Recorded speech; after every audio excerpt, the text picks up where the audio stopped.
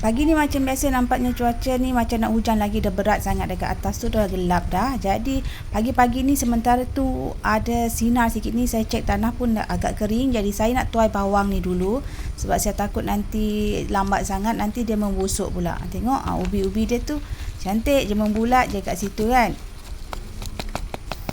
Kita ni hidup tak payahlah menyombong sangat. Kita ni apa je lah ada kan. Pastinya hidup ni tak bawa mati pun apa yang kat dunia ni. Jadi saya share je apa yang manfaat untuk semua. Jadi semoga ilmu-ilmu yang saya share tu boleh diguna pakai untuk semua. Saya ni pun tanam bawang dah setahun dah tanam bawang. Dari saya gagal, saya rasa gagal dah 5-6 kali saya gagal.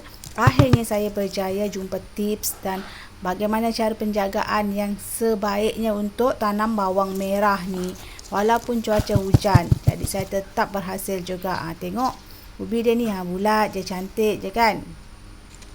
Jadi apa yang saya share tu kalau nak guna, kalau tak nak tak apa. Kalau ada tips yang lain tu silalah ikut. Saya tak paksa pun orang nak ikut saya, tapi saya share je apa-apa tips yang ada. Okey, ini bawang yang baru lagi. Ini belum cukup matang, belum cukup besar ubi dia. Ini pun sama.